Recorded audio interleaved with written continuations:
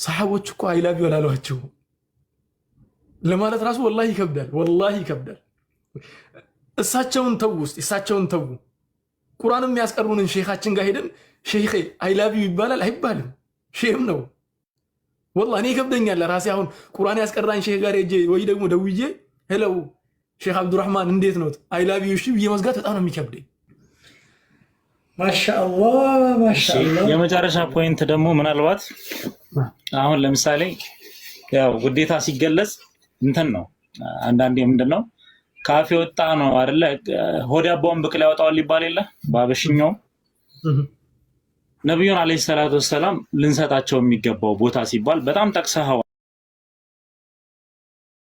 ፖይንቱንና ምንድነው ማለት የፈለኩት አንዳንዴ እኛ አሁን ለምሳሌ ባለንበት ዋቂ እውነት ነብዩን አለይሂ ሰላቱ ወሰላም ወደናቸዋል ብለህ ታስባለህ? ለምሳሌ ነብዩን አለይሂ ሰላቱ ወሰላም አይ ላቭ ዩ ብሎ መጥራት፣ ነብዩን አለይሂ ሰላቱ ወሰላም መሐመድዬ ብሎ መጨፈር። ይሄንን ፖይንት ያነሳውበት ለምንድን ነው? አላህ Subhanahu Wa Ta'ala ቁርአን ውስጥ እያንዳንዱን ነቢያት ያ አደም፣ ያ ኑህ፣ ያ ኢብራሂም፣ ያ ሙሳ እያለ ሁሉንም ጠርቷቸዋል አለይሂም ሰላም፣ ሁሉንም ጠርቷቸዋልና ነብዩን አለይሂ ሰላቱ ወሰላም በትክክለኛ ስማቸው ያ ሙሐመድ ብሎ የጠራበት አንድ አያ የለም። አንድም አያ ማለት ነው ያ አዩሃን ነቢይ፣ ያ አዩሃን ረሱል፣ ያ አዩሃል ሙደፊር፣ ያ አዩሃል ሙዘሚል እያለ ነው ሲጠራቸው የነበረውና ይሄ ነብዩን አለይሂ ሰላቱ ወሰላም ማውረድ አይሆንም፣ ማርከስ አይሆንም ማለት ያ ሲባል አሁን ለምሳሌ እኛ ለሳቸው ያለንን ውዴታ ምን ገልጽበት ወይ ትክክል አይደለም የሚለውን ፖይንት ስለማስብ ነው። ነብዩን አለይሂ ሰላቱ ወሰላም አላህ እንደዛ አክብሮ ከጠራቸው እኛ ማን ሆነን ነው ሙሐመድ እያልን የምንጨፍረው? እና ይሄንን ነገርም ቢስተካከል የሚለው ፖይንት ላይ የምታነሳው ነገር ካለ ብጨምርበት ብዬ ነው። ባረከላሁ ፊክ። የሆነ መጽሐፍ ላይ ያነበብኩትን ነገር አስታወስከኝ። አዲስ ምሳሌያዊ ነገሮች ነው የሚለው መጽሐፉ 120 ምናምነኛ ፔጅ ላይ ነበር ያነበብኩት። መጀመሪያ መጽሐፉን ገዝቼ ከድሬዳዋ ገዝቼ ቤት ገባሁና ምሳሌያዊ ነገሮች ያነባለው ገለጥ ሳደርግ አላዋቂ ሳሚ ንፍጥ ይለቀልቃል ይላል። አላዋቂ ሳሚ ንፍጥ ይለቀልቃል። ያ ነገር በጣም ነበር ያሳቀኝ። ሴቭ አረኳት ወዲያው። እውነትም ነው። አንድ ሰው መሳም ከፈለገ ለምሳሌ አንተ ልትስመኝ ፈልገሃል፣ የምትስምበትን አሳሳሙን ካላወቅ የምታቅበት ነው የምትስመኛው። መቼስ የምታቅበት መንገድ ነው የምትጠቀመው። አይ ላቭ ዩ የሚለው ነገር ከዚህ አንግል ነው የሚታየው። አይ ላቭ ዩን ብቻ የምታቅ ከሆነ በአይ ላቭ ዩ ነብዩ ሰለላሁ ዐለይሂ ወሰለም ሁኔታቸውን የምትገልጸው። እሳቸው ግን አይ ላቭ ዩ ተብሎ የሚገለጹ አይነት ነብይ አይደሉም ሰለላሁ ዐለይሂ ወሰለም። በራሳችን ሊብል መግለጽ የለብንም እሳቸውን። በእኛ ሊብል አይደለም እሳቸው። እንዴ ሰሃቦች እኮ አይ ላቭ ዩ ወላሏቸው ለማለት ራሱ ወላሂ ይከብዳል፣ ወላሂ ይከብዳል። እሳቸውን ተው ውስጥ እሳቸውን ተው። ቁርአን የሚያስቀርቡንን ሼኻችን ጋር ሄደን ሼኼ አይ ላቭ ዩ ይባላል አይባልም? ሼም ነው። ወላሂ እኔ ይከብደኛል ለራሴ። አሁን ቁርአን ያስቀራኝ ሼኽ ጋር ሄጄ ወይ ደግሞ ደውዬ ሄሎ ሼኽ አብዱራህማን እንዴት ነው አይ ላቭ ዩ እሺ ብዬ መዝጋት በጣም ነው የሚከብደኝ። ነብዩን ደግሞ አስብ አለይሂ ሰላቱ ወሰላም። ሰሃቦች ምን እንደሚሉ ታውቃለህ? እኔ ከሰሃቦች በጣም የሚገርመኝ ነገር አነስ ብን ማሊክ ረዲየላሁ ዐንሁ የእሳቸው ኻዲም ነበር አይደል? ወላሂ ይላል አንድ ቀን በሙሉ አይኔ ነብዩን አይቼ አላቅም። ያ አኺ በሙሉ አይናቸው ከሰሃቦች መካከል እኮ ነብዩን ወስፍ አድርጉልን ሲባሉ ወስም የማያደርጉ ሰሃቦች እኮ ነበሩ። አያቁም። ለምንድን ነው የማያውቁት? በሙሉ አይናቸው አይተው አያቁም ነብዩን ሰለላሁ ዐለይሂ ወሰለም። ነብዩን ስላላዩት በስርዓት ስላላዩት እሳቸው ጋር እኮ ሲቀመጡ ሁሉም እኮ አቅርቅሮ ነው ወይ ደግሞ ቀና ብለው አይናቸውን እኮ ያውቃል ማንነታቸው። እኛ ባለማወቃችን አይ ላቭ ዩ ያለውም የኔ ፍቅር ያለውም ተው ሌላ ቦታ የሚባለውን እዚያው የሚባልበት ቢቀር ነው የሚሻለው። እሳቸው ጋር አይምጣ። እሳቸውን የሚገባቸው ሰለላሁ ዐለይሂ ወሰለም እንወዶታለን የሚለው በነገራችን ላይ እንወዶታለን የሚለው ነገር በደንብ ይገልጿል ብዬ ነው የማስበው። ውዴታና ፍቅርም ይለያያልና ነብዩን አሁን የኔ ፍቅር ምናምን ብሎ መናገር አይከብድም? አይሰቀጥጥም? እንትን ለጆሮ ራሱ እኔ ይከብደኛል ለራሴ አይባልም። እሳቸው ውዳችን ናቸው፣ በጣም የምንወዳቸው። ወላኪን ነብዩን ሰለላሁ ዐለይሂ ወሰለም መተክ በጣም ከባድ ነው። ለኡስታዝህ የማታደርገውን ነገር ለነብዩ ስትመኝ ደግሞ ይከብዳል። ሜይቢ እነኚህ ወንድሞቼ እኔ ለሁስን الظن እነኚህ ወንድሞቼ ይሄን ነገር ያሉበት ምክንያት ፍቅራቸውን ለመግለጽ ነው ብዬ እስቲ ልውሰደው። ስራው ጋር የቱ ጋር ያለ ነው? እንኩንቱም تحبون الله فاتبعوني يحببكم الله ብለን አልቀድም። ራሳችንን መፈተሽ አለብና ከዚያም አንፃር እዚህ ጋር ነብዩን እንወዶታለን ስላለን ብቻ እንወዳቸዋለን ማለት አይደለም። ለመውደድ እኮ ማንም ሰው እንወድሃለን ማለት ይችላል። ነብዩ ሰለላሁ ዐለይሂ ወሰለም ሙናፊቆችም እኮ ይወዷቸው ነበር ባፋቸው ነው አይደለም? በነብዩ ጊዜ እኮ ሙናፊቆች እኮ ነብዩ ጋር መተው መልካም ንግግር እየተናገሩ በጣም ማር የሆነ ንግግር እየተናገሩ ከሳቸው ዘወር ሲሉ ደግሞ መጥፎ ነገሮችን ይናገሩ ነበር። ቁል አቢላሂ ወአያቲሂ ወረሱሊሂ ኩንቱም ተስተህዚኡን የተባሉት እኮ ሙናፊቆች ነበሩ። ከዚያ በኋላ ተወብቷል ያ አያ የወረደበት ግለሰብ ሰሐቢ ረዲየላሁ ዐንሁ። እነዚያ ሙናፊቆች የነበሩ ስብስቦች እኮ ኡሁድ ላይ ራሱ እኮ ከሙስሊሙ ጋር ነበር ለዘመቻ ያወጡት። እነኛ ሁላ ነብዩ ጋር ሲሆኑ እንወዶታለን ይሉ ነበር። ወደ ተግባር ሲመጣ ግን ኡሁድ ላይ ፈርተው ተመለሱ። እኔና አንተ ነብዩን ሰለላሁ ዐለይሂ ወሰለም እንወዶታለን እያልን የእሳቸውን ታሪክ መማር ጋር ስንመጣ የምንመለስ ከሆነ የእሳቸውን ንግግር መተግበሩ ላይ የምንመለስ ከሆነ እንዲህ ነገሮችን የምንቆራረጥ ከሆነ ጎዶሎ ውዴታ ናት ማለት ነው። ጎዶሎ ውዴታ ነው እንጂ ሙሉ ውዴታ አይደለም ብዬ ነው የማስበው። ትክክል አይደለም። አሁን እንዳልከው ደግሞ እነኚህን ቃላቶችን መጠቀም ደግሞ የነብዩን ክብር ካወረደ እንጂ አበደን የነብዩን ክብር ከፍ ያደርጋል ብዬ አላስብም። ለኡስታዜ ማልጠቀመውን አይላቪዩን የሆነ ጊዜ ማስታውሰው ኑር ሁሴን አይላቪዩ የሚልም ሰምተናል። የሆነ ጊዜ ላይ ኑር ሁሴን አይላቪዩ የሚል መንዙማም ሰምተናል። እያመጣን ከሴት ጋር ሐታ በዚህ አጋጣሚ ሜይቢ አንዳንድ ነሺዳዎችን የምትሰሙ ወንድሞች ብዙ ግጥሞች ይደረደሩና ለሴት ነው እንዴ ወላሂ ለሴት ነው እንዴ ይህ ነገር የተገጠመው ካልክ በኋላ መጨረሻ ላይ መጥቶ ነብይዬ ይላል። መጨረሻ ላይ እንዲህ አምጥቶ ከርቭ ማለት ነው 90 ዲግሪ። ያ ነገር ትልቅ ስህተት ነው። ይህንን ስላችሁ ደግሞ በተለያዩ ቋንቋዎች እየተሰሩ ያሉት ነሺዳዎችን እየተከታተልኩ ነው እያሉ አሁን መድህ አስመስለው ተፈኑን እያደረጉ ያሉት በእንትን ላይ ነው። በቃ ሴት ማስመሰል ነብዩን ራሱ አለይሂ ሰላቱ ወሰለም የሴት ፍቅርን ወደ ማስመሰል ነው እየሄዱ ያሉት። ይሄ ትክክል አይደለም። ከእሳቸው ውዴታ ጋር ማቻ አያደርግም። የእሳቸው ውዴታ የጣዓ ውዴታ ነው። ቃላቸውን የመተግበር እሳቸውን የመስማት ከእሳቸው ጋር ጀነት ውስጥ ለመቀስቀስ ፍላጎት የማድረግ ጉዳይ ነው። ስለዚህ ነገር መስተካከል አለበት ብዬ ነው የማስበው። እነኚህ ወንድሞቻችን ተሳስታችሁ ሊሆን ይችላል እስከዛሬ ድረስ ነብዩን ሰለላሁ ዐለይሂ ወሰለም እናሞግሳለን በሚል ይሄንን ያክል ይሄዳችሁት። ከዚህ በኋላ ግን ይስተካከል። አግባብም አይደለም ነብዩን አይላቪዩ ማለትም ነብዩን እንደ ሴት ልጅ ፍቅር ገልጾ ከዚያ በኋላ አለይከ ሰላቱ ወሰላም ብሎ መቀጠሉ ትክክል አይደለም፣ አግባብ አይደለም።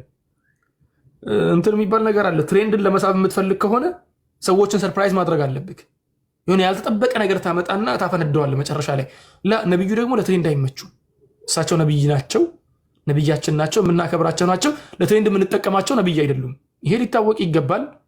በዚህ ጉዳይ ላይ የሚሰሩ ወንድም እህቶች መስተካከል ያለበት ነገር አለ። ይሄን ነገር ያስተካክሉ። በዚሁ አጋጣሚ ደግሞ የነብዩን ፍቅር መግለጽ በሚል ክላሲካል ሐላል እየሆነ ነው። ብዙ ነገሮች ሐላል እየሆኑ ነው። እነሱን ደግሞ ሸሪዓዊ ሁክሞቹን ደግሞ ተመልሶ ማየቱ የተሻለ ነው የሚሆነው፣ ይበጃል ብዬ ነው የማስበው። አላህ ኸይር ያድርገው። ባረከላሁ ፊክ ሐቢቢ ወላሂ ደስ ይላል። ስለዚህ ነብዩን አለይሂ ሰላቱ ወሰላም ለመውደድ መጀመሪያ ማወቅ አለብን፣ ሲራቸውን እንከተል። ከዛ በኋላ የነብዩ አለይሂ ሰላቱ ወሰላም የህይወት ኑሯቸውን እሱንም እንከተላቸው። አላህ Subhanahu Wa Ta'ala ነብዩን በጣም ያላቀባቸው የቁርአን አያዎች አሉ አይደለ? ወኢነከ ለዐላ ኹሉቂን ዐዚም ሲላቸው በቃ ምንድነው ፐርፌክሽን ነው አይደለ? ፐርፌክሽን ነው እኮ። ለዛም ነው ነብዩ አለይሂ ሰላቱ ወሰለም ኢነማ በይት ሊዩተሚመ መካሪመል አኽላቅ ብለው እሳቸውም ደግሞ ከታች ሰብሚሽን የሰጡበት የመጀመሪያው ፐርፌክሽን ከአላህ Subhanahu Wa Ta'ala መጥቶ ከዛ ነብዩ አለይሂ ሰላቱ ወሰለም ደግሞ ከታች ደግመውበት ሆኖ ሳለ እኛ ደግሞ እሳቸውን የምንወስፍበት እኛ የምንገኝበት የምንውልበት ቦታ የእሳቸውን መውደድና መከተል አይወክልምና ስለዚህ ነብዩን አለይሂ ሰላቱ ወሰላም እንወቃቸው እንውደዳቸው ነው ማለት የምፈልገው። ኡስታዙና ሙአዝ ለአላህ ብዬ ወድሃለሁኝ። ይብሮ አንተም በጣም በአላህ ብዬ ወድሃለሁ። ጀዛኩሙላሁ ኸይረን። ደስ የሚል ቆይታ ነበረን። ኢንሻአላህ እንደዚህ ስትገቡ አንድ ነገር ልጨምር፣ መጨረሻ ላይ እየመጣን እንረብሻለን። አንድ ነገር ልጨምርና መርሃባ ወንድሜ ንብራስ እስቲ የሆነ ነገር ምሳሌ ላንሳለህ እስቲ። በጣም የምትወዳቸው ጓደኞች አሉክ።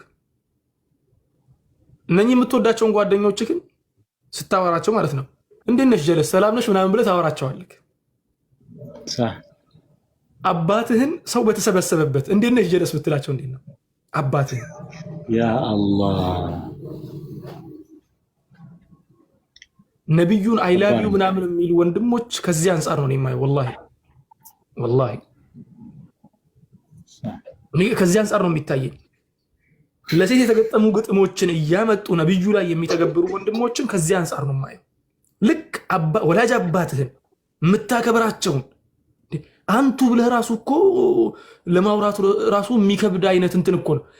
እሳቸውን ወይ ደግሞ ትልቅ ሼክ የምታከብራቸው በጣም የምትወዳቸው ሼክ ሰው መሀል እንዴት ነሽ ጀለስ ካልካቸው ምንድን ነው ስትባል አይ ውዴታዬን ለመግለጽ እኮ ነው ይመስላል። ስታስበው አይመስልም።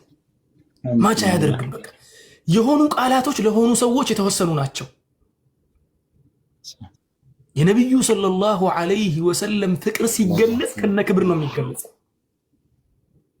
ከነ ሙሉ ፕሮቶኮሉ ማለት ነው። አላህ ሱብሓነሁ ወተዓላ አንተ ዛሬ እንደገለጽከው ይነግረን ይችል ነበር እኮ። ወላኪን አላህ ሲገልጻቸው ወኢነከ ለዓላ ኹሉቅን ዐዚም ያ አዩሃ ነቢይ፣ አንቱ ነቢይ ሆይ፣ አንተ ነቢይ ሆይ በክብር ስም ነው የሚጠራቸው። እንደዚያ በክብር ስም አላህ ሱብሓነሁ ወተዓላ እንዳልጠራቸው የኔ ፍቅር እያልክ የምታነሳ ከሆነ እንዴት ጀለሴ እንዴት ነሽ እንደማለት ነው። ቅድም ያነሳሁልህ ምሳሌው እንዳጋጣሚ ሁል ብሎኝ ነው። አባትህን የምታከብረውን የምትወደውን የምትሳሳለትን ሰው ፊት አንቱ ብለህ የማጠግባቸውን አባትህን ሰው ፊት እንዴት ነሽ ጀለስ እንደማለት ነው። ነቢዩን የኔ ፍቅር የኔ ምን እያሉ ሚዲያ ላይ ማውራት ትልቅ ስህተት ነው ብዬ ነው የማስበው። እነኚህ ወንድሞች እስካሁን ድረስ ባለማወቅ ሄደውበት ሊሆን ይችላል። እንዴ ምን ችግር አለው ፍቅሬን ለመግለጽ? ላ የሚገለጽ አላዋቂ ሳሚ መሆን ጥሩ አይደለም።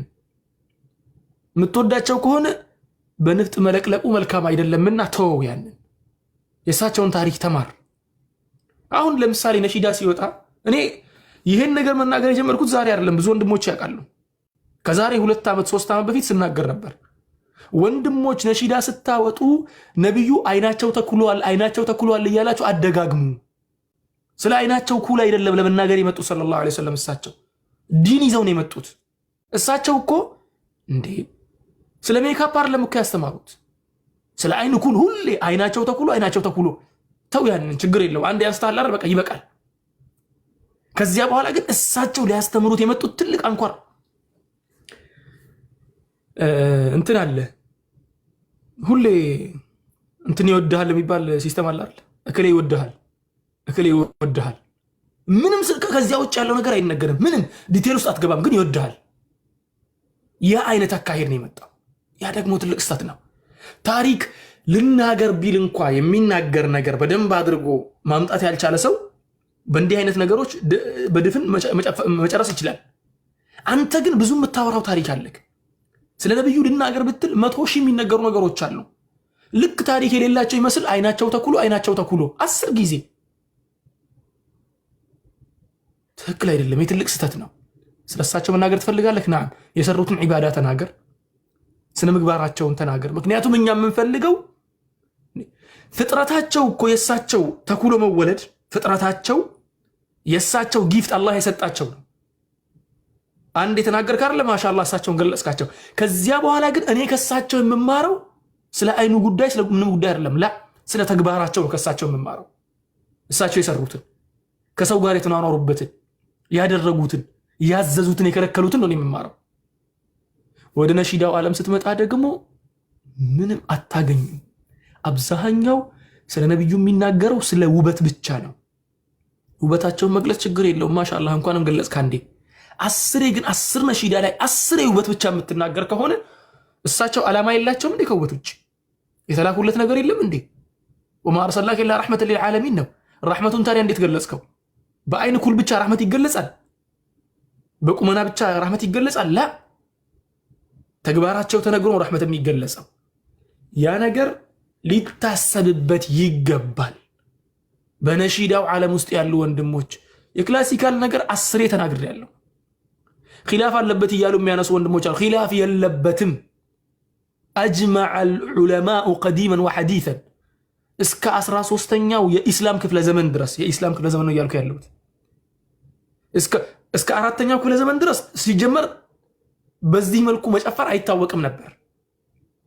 ከ4ኛው ክፍለ ዘመን ነበር የጀመረው ኢጅማዑ። ينقلون الإجماع حتى إمام النووي نقل أدرقوال إجماع مالتنا كلاسيكال مين بالنا قربات عليه محرم እንደሆነ እያለ እስከ መጨረሻ ድረስ እስካሁን ድረስ ኢጅማዑ ነቅል ተደርጓል። ስለዚህ ወንድሞች ትክክል አይደለም። ስለ ነብዩ የምናወራ ከሆነ ውበቱን ተናግረዋል አይደል? አንድ ጊዜ ማሻአላህ በቂ ነው። ከዚያ በኋላ ግን ከውበቱ ወጣ ያሉ ነገሮች ንገሩ። ስለሳቸው መልካም ስነ ምግባር፣ ስለሳቸው ዒባዳ፣ ስለሳቸው ቻይነት፣ ስለሳቸው ረሕመት ከሌላ እምነት ተከታዮች ጋር እንዴት ይኖሩ እንደነበር ከዚያ ነው ሰው የሚጠቀመው። ይሄን ያለው አላህ ይጠብቃችሁ ሁላችሁንም። ቅድም ያልኩትን ነጥብ ግን እንዳትረሱ ፕሊስ። ነብዩን ሰለላሁ ዐለይሂ ወሰለም ስናነሳ በክብር መልኩ ነው ማንሳት ያለብን እንጂ በጓደኛ መልኩ መቀራረብ አይደለም። ይሄ ስርዓት ማጣት ነው የሚባለው። ጓደኛህን እንደምትጠራው አባትህን መጥራት ስርዓት አልበኝነት ነው።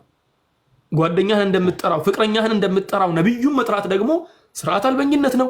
እያወቅህ ያን ነገር የምታደርግ ከሆነ ግን አላህ ፊት ልትጠየቅበትም ትችላለህ። ነይተህ የምታደርገው ከሆነ ይሄ ነገር ሊታወቅ ይገባል።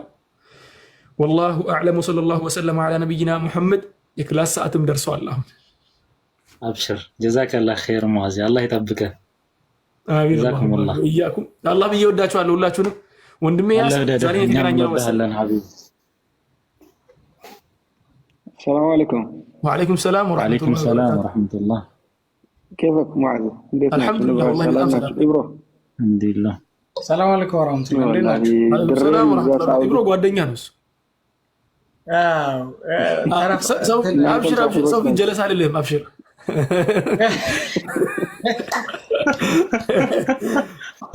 الله يبارك. الحمد لله حبيبي شيخ محمد جمال ከታች ያለው አላህ ይባርክ። ከመስልጣን እየሰማን ስለነበረ በመሃል በሰላምታ ኢንተራፕት ላላደርግ ብዬ ነው። በመሃል ደግሞ የሚገርመው ይሄው ከአንዴም ሁለቴ መብራት ጠፋና ሱብሃንአላህ ባትሪ አብርቼም ቢሆን ሱብሃንአላህ አላህ ይባርክ ፊክ ሐቢቢ። እንዴት ናችሁ? ሰላም ነው? ማሻአላህ በጣም ደስ የሚል ፖይንቶች ነው ያነሳኸውና ምናልባት